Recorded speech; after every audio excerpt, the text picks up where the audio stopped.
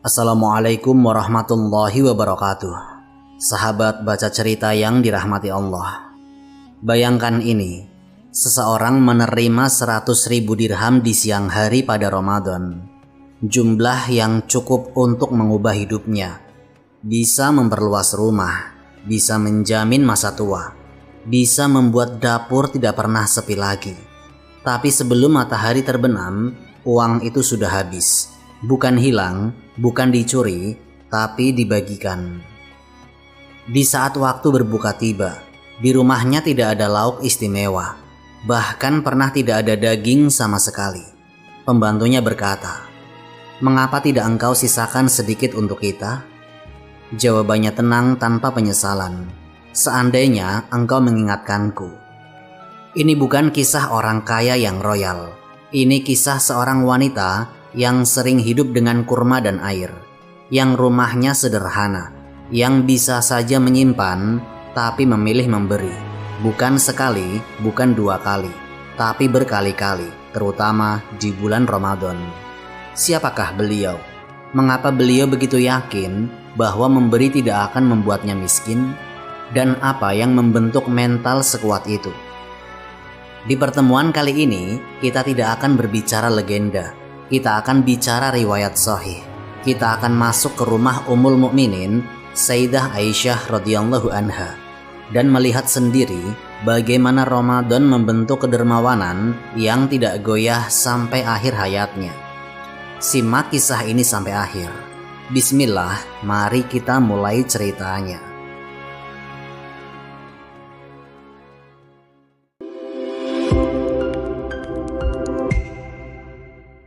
Ramadan di rumah Nabi.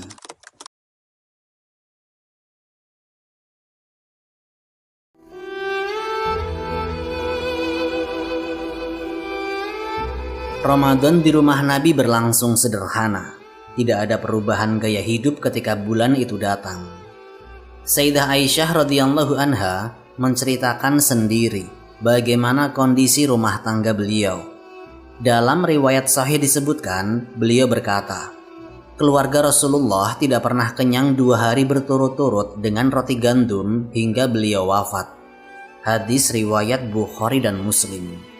Ini bukan sekali 2 kali, tetapi pola hidup. Pada kesempatan lain, Sayyidah Aisyah berkata, "Wahai anak saudariku, kami pernah melihat hilal, kemudian hilal lagi, kemudian hilal lagi, 3 bulan. Sementara di rumah-rumah Rasulullah tidak dinyalakan api." Keponakannya, Urwah bin Az-Zubair bertanya, "Lalu apa yang kalian makan?" Sayyidah Aisyah menjawab, 2 yang hitam, kurma dan air. Hadis riwayat Bukhari dan Muslim. Percakapan ini menunjukkan kondisi nyata, bukan kisah yang dilebihkan. Ramadan tidak membuat dapur mereka tiba-tiba penuh. Puasa dijalani dalam keadaan yang memang sudah terbiasa sederhana. Justru di bulan itu ibadah bertambah. Sayyidah Aisyah meriwayatkan bahwa Rasulullah ketika masuk 10 hari terakhir Ramadan mengencangkan ikat pinggangnya, menghidupkan malamnya, dan membangunkan keluarganya. Hadis riwayat Bukhari dan Muslim. Artinya, suasana rumah berubah menjadi lebih serius dalam ibadah. Bayangkan situasinya, malam hari Rasulullah membangunkan keluarganya. "Bangunlah, kita ingin mencari Lailatul Qadar." Tidak ada keluhan tentang makanan sahur yang minim. Tidak ada pembicaraan soal menu berbuka yang beragam. Fokusnya adalah ibadah. Pada suatu hari, Sayyidah Aisyah bertanya, "Wahai Rasulullah, jika aku mengetahui suatu malam adalah Lailatul Qadar, apa yang harus aku ucapkan?" Beliau menjawab, "Ucapkanlah, Allahumma innaka afuwun tuhibbul afwa fa'fu anni." Hadis riwayat Tirmidzi. Pertanyaan itu menunjukkan keseriusan Sayyidah Aisyah dalam ibadah Ramadan. Beliau tidak bertanya tentang dunia, tetapi tentang doa terbaik. Di rumah itu, Sayyidah Aisyah melihat langsung bagaimana Rasulullah berbuka. Beliau menyebutkan bahwa Nabi berbuka dengan beberapa butir kurma sebelum sholat. Jika tidak ada kurma, maka dengan air. Hadis riwayat Abu Dawud. Praktik sederhana ini terjadi berulang setiap Ramadan. Kehidupan yang terbiasa cukup dengan sedikit membentuk mental yang tidak bergantung pada banyaknya harta. Ramadan di rumah Nabi bukan bulan konsumsi, tetapi bulan penguatan iman. Sayyidah Aisyah tumbuh dan hidup dalam pola itu. Sahur sederhana, berbuka sederhana, malam panjang untuk qiyam, siang untuk puasa. Inilah pondasi karakter, bukan dimulai dari kisah harta yang dibagi, tetapi dari rumah yang tidak dipenuhi harta, dari dapur yang sering tidak berasap, dari malam-malam yang lebih panjang daripada meja makan. Di rumah itulah Sayyidah Aisyah belajar bahwa nilai seseorang tidak diukur dari apa yang disimpan, tetapi dari apa yang dilakukan untuk Allah. Dan Ramadan setiap tahun memperkuat pelajaran itu. Dari ilmu ke amal. Ramadan berikutnya datang, dan Sayyidah Aisyah radhiyallahu anha tidak lagi hanya sebagai istri yang menyaksikan, tetapi sebagai perawi yang memahami makna setiap perbuatan Nabi. Beliau meriwayatkan satu gambaran yang tegas tentang karakter Rasulullah di bulan ini. Ibnu Abbas radhiyallahu anhuma berkata, Rasulullah adalah manusia yang paling dermawan. Dan beliau lebih dermawan lagi pada bulan Ramadan ketika Jibril menemuinya. Hadis riwayat Bukhari dan Muslim. Riwayat ini dikenal luas dan sanadnya paling kuat. Setiap malam di bulan Ramadan, malaikat Jibril datang menemui Nabi untuk mengulang hafalan Al-Quran. Ibnu Abbas melanjutkan, maka sungguh Rasulullah lebih dermawan dalam kebaikan daripada angin yang berhembus. Angin tidak memilih tempat, ia menyentuh semua. Perumpamaan itu menunjukkan keluasan dan kecepatan pemberian beliau. Sayyidah Aisyah hidup dalam rumah itu. Beliau melihat langsung ketika seseorang datang meminta bantuan. Tidak ada pertanyaan panjang, tidak ada penundaan. Jika ada sesuatu, diberikan. Jika tidak ada, beliau mencari jalan. Dalam riwayat sahih disebutkan bahwa Rasulullah tidak pernah menolak sesuatu yang diminta jika memang beliau memilikinya. Hadis riwayat Bukhari dan Muslim. Suatu hari, seseorang datang meminta. Rasulullah tidak memiliki apa-apa saat itu. Beliau berkata, belilah untuknya dan utangkan atas namaku. Hadis riwayat Tirmidzi. Ini menunjukkan bahwa kemurahan hati beliau bukan tergantung pada stok, tetapi pada prinsip. Sayyidah Aisyah tidak sekedar meriwayatkan hadis-hadis ini sebagai informasi. Beliau memahami bahwa Ramadan adalah momentum memperluas sedekah. Beliau melihat pola, pertemuan dengan Al-Quran memperbesar kepedulian sosial. Semakin kuat hubungan dengan wahyu, semakin ringan tangan untuk memberi. Ketika Ramadan berlangsung, rumah Nabi menjadi tempat orang datang bertanya dan meminta. Para sahabat duduk, belajar, lalu keluar dengan semangat amal. Sayyidah Aisyah menyaksikan interaksi itu. Beliau mendengar langsung sabda Nabi, sedekah tidak akan mengurangi harta. Hadis riwayat Muslim. Kalimat ini bukan slogan motivasi, tetapi prinsip syariat. Bayangkan percakapan sederhana di rumah itu. Seseorang berkata, wahai Rasulullah, harta ini sedikit. Beliau menjawab dengan keyakinan bahwa yang di sisi Allah lebih baik dan lebih kekal. Prinsip ini berulang dalam pengajaran beliau, dan Sayyidah Aisyah menyerapnya sebagai ilmu yang hidup. Ramadan bagi Rasulullah adalah bulan Al-Quran dan bulan kedermawanan. Dua hal itu berjalan bersamaan. Sayyidah Aisyah memahami korelasi ini secara langsung, bukan dari teori. Beliau melihat bahwa intensitas tilawah di malam hari berbanding lurus dengan keluasan pemberian di siang hari. Dari sinilah terbentuk satu pola yang jelas. Ilmu melahirkan amal. Riwayat yang disampaikan oleh Sayyidah Aisyah tentang kedermawanan Nabi bukan sekedar dokumentasi sejarah, tetapi pondasi yang kelak beliau jalankan sendiri. Ramadan mengajarkan bahwa kedekatan dengan wahyu harus terlihat dalam sikap terhadap manusia, tidak berhenti di lisan, tidak berhenti di hafalan. Itu yang beliau pelajari tahun demi tahun di rumah sederhana namun penuh keberkahan. Ujian 100.000 dirham. Ramadan itu, Sayyidah Aisyah radhiyallahu anha sedang berpuasa. Siang hari berjalan seperti biasa. Tidak ada persiapan istimewa di rumahnya. Beliau bukan pemilik kebun luas, bukan pedagang besar. Hidupnya tetap sederhana, sebagaimana yang dikenal orang-orang Madinah. Menjelang siang, datang kiriman harta dari Muawiyah bin Abi Sufyan radhiyallahu anhu, yang saat itu menjabat sebagai gubernur di Syam. Jumlahnya besar, yaitu 100.000 dirham. Riwayat ini disebutkan oleh para ulama dengan sanad yang sahih. Di antaranya diriwayatkan oleh Ibnu Sa'ad dalam At-Tabaqat dan dinilai sahih oleh sejumlah muhakkik. Harta itu diletakkan di hadapan Sayyidah Aisyah. Tidak ada perubahan ekspresi berlebihan, tidak ada ucapan kagum terhadap jumlahnya. Beliau meminta nampan dan memerintahkan agar orang-orang yang membutuhkan dipanggil. Siang itu juga beliau mulai membagikannya. Satu orang datang diberi bagian, datang lagi yang lain diberi bagian juga. Beliau sendiri yang mengatur pembagian itu. Tidak ditunda sampai esok, tidak disimpan untuk melihat situasi. Prosesnya berjalan terus hingga sore mendekat. Pembantunya memperhatikan. Dirham demi dirham keluar, kantong demi kantong kosong. Beliau tahu majikannya sedang berpuasa. Menjelang waktu berbuka, harta itu habis seluruhnya. Tidak tersisa 1 dirham pun di rumah. Pembantu itu berkata dengan nada heran, "Seandainya engkau menyisakan 1 dirham saja untuk kita membeli daging untuk berbuka." Ini kalimat realistis, bukan kritik keras, hanya pengingat kebutuhan sederhana. Sayyidah Aisyah menjawab dengan tenang, "Seandainya engkau mengingatkanku sebelumnya, tentu aku akan melakukannya.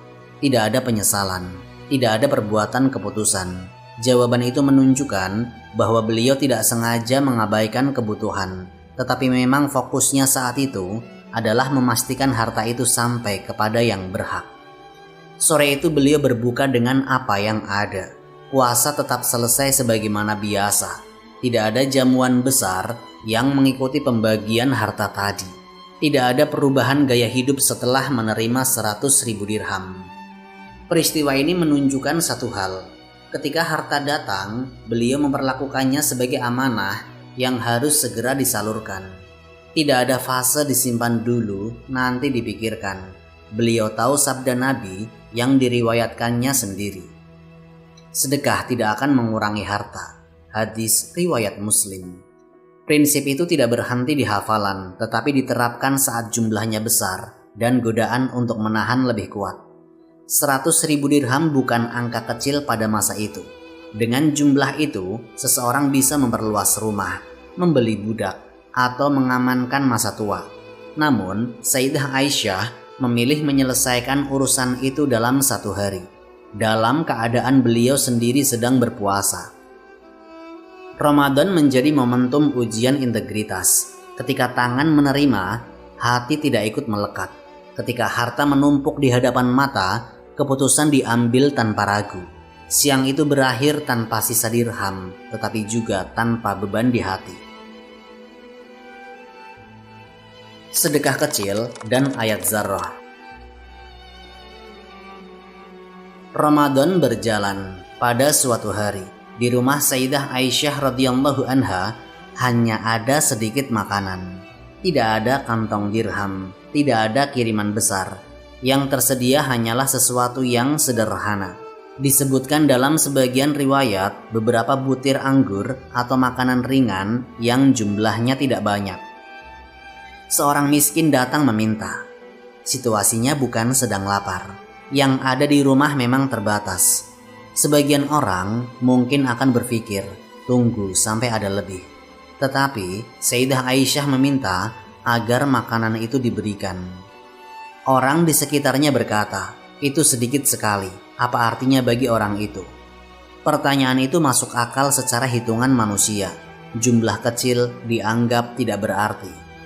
Sayyidah Aisyah tidak menjawab dengan opini pribadi. Beliau membacakan ayat, "Barang siapa mengerjakan kebaikan seberat zarrah, niscaya ia akan melihat balasannya." Quran Surat Az-Zalzalah ayat 7. Beliau menegaskan bahwa yang dinilai bukan besar kecilnya di mata manusia, tetapi timbangannya di sisi Allah. Kata mithqal zarrah dalam ayat itu berarti sesuatu yang sangat kecil, hampir tidak terlihat. Ulama tafsir menjelaskan bahwa zarrah adalah partikel yang amat ringan. Ayat ini turun untuk menegaskan bahwa tidak ada amal yang sia-sia, sekecil apapun itu. Sayyidah Aisyah memahami prinsip ini secara literal. Sedekah kecil bukan alasan untuk menunda. Jika yang ada hanya sedikit, maka sedikit itu yang diberikan. Dalam riwayat sahih dari Abu Hurairah, Rasulullah Shallallahu Alaihi Wasallam bersabda, "Wahai para wanita muslimah, janganlah seorang tetangga meremehkan hadiah untuk tetangganya, walaupun hanya kaki kambing." Hadis riwayat Bukhari dan Muslim. Nilai sebuah pemberian tidak selalu pada harganya, tetapi pada niat dan kepedulian. Di kesempatan lain, Nabi juga bersabda, "Sedekah tidak akan mengurangi harta."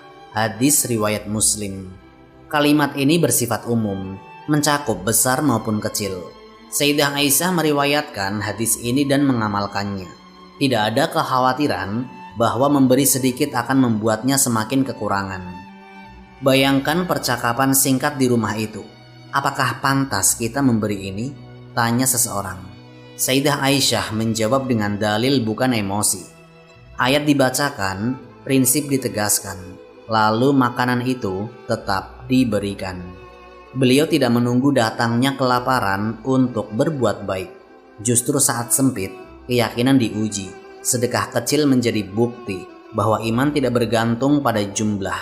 Ramadan memperkuat kesadaran itu, yaitu amal sekecil apapun tercatat.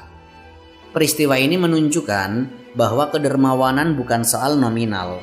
Ia adalah keputusan. Jika yang ada banyak, banyak yang keluar. Jika yang ada sedikit, sedikit itu pun tidak ditahan. Prinsipnya juga jelas, tidak meremehkan amal kecil. Karena di sisi Allah tidak ada yang kecil selama ia dilakukan dengan ikhlas. Prinsip yang tidak bisa ditawar. Kedermawanan Sayyidah Aisyah radhiyallahu anha dikenal luas di kalangan keluarga dan masyarakat Madinah. Beliau tidak menyembunyikan hartanya, tetapi juga tidak menahannya. Jika ada yang datang meminta, beliau memberi selama ada yang bisa diberikan. Kebiasaan ini sampai kepada Abdullah bin Zubair radhiyallahu anhuma, keponakannya sendiri. Abdullah mendengar bahwa Sayyidah Aisyah sering membagikan harta yang datang kepadanya tanpa menyisakan banyak untuk dirinya. Beliau khawatir, dalam pandangannya mungkin perlu ada pembatasan agar harta itu tidak habis begitu cepat. Ucapan itu sampai kepada Sayyidah Aisyah. Ketika mendengar bahwa Abdullah berniat membatasi pemberiannya, Sayyidah Aisyah berkata dengan tegas, "Apakah Abdullah mengatakan seperti itu? Demi Allah, jika ia melakukan itu, aku tidak akan berbicara dengannya." Riwayat ini terdapat dalam Sahih Al-Bukhari. Sumpah itu bukan ledakan emosi sesaat, tetapi pernyataan prinsip.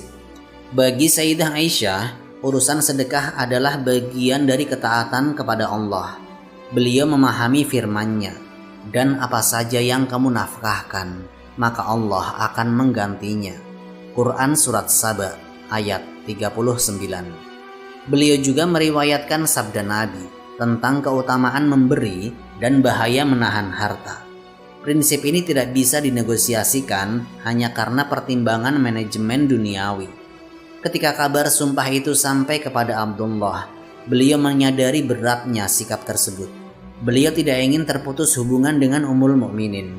Terlebih, Sayyidah Aisyah adalah bibinya yang memiliki kedudukan tinggi dalam ilmu dan agama. Abdullah datang menemui Sayyidah Aisyah untuk meminta maaf dan merendahkan keadaan. Disebutkan dalam riwayat bahwa beliau masuk dengan cara yang lembut, berusaha melunakkan hati Sayyidah Aisyah. Beliau berkata dengan penuh hormat dan memohon agar beliau tidak memutuskan pembicaraan dengannya. Sayyidah Aisyah tetap menjaga wibawanya. Sikapnya menunjukkan bahwa masalah ini bukan sekedar soal keluarga, tetapi soal prinsip agama. Akhirnya, hubungan itu kembali baik. Abdullah tidak lagi berusaha membatasi sedekah Sayyidah Aisyah. Silaturahim tetap terjaga, tetapi prinsip tidak dikorbankan. Inilah keseimbangan yang terlihat dalam riwayat. Tegas dalam kebenaran, tetap menjaga hubungan kekerabatan. Peristiwa ini menunjukkan bahwa kedermawanan Sayyidah Aisyah bukan kebiasaan emosional yang bisa diatur orang lain. Beliau berdiri di atas keyakinan dan dalil. Ketika ada upaya membatasi tanpa alasan syar'i, beliau menolaknya dengan jelas. Namun ketika pihak yang bersangkutan datang dengan niat baik, beliau menerima dan tidak memperpanjang masalah. Di sini terlihat satu hal penting. Sedekah baginya bukan pilihan sosial, tetapi bagian dari ketaatan yang tidak bisa ditawar. Dan dalam menjaga prinsip itu, beliau tetap berada dalam koridor adab dan silaturahim. Konsistensi hingga akhir hayat. Usia Sayyidah Aisyah radhiyallahu anha semakin bertambah. Banyak sahabat senior telah wafat. Madinah berubah, generasi baru tumbuh. Para penuntut ilmu datang silih berganti ke rumahnya. Namun satu hal tidak berubah, yaitu cara beliau memperlakukan harta. Di masa tuanya, beliau tetap menerima bagian dari Baitul Mal atau kiriman yang datang kepadanya. Harta itu tidak menetap lama.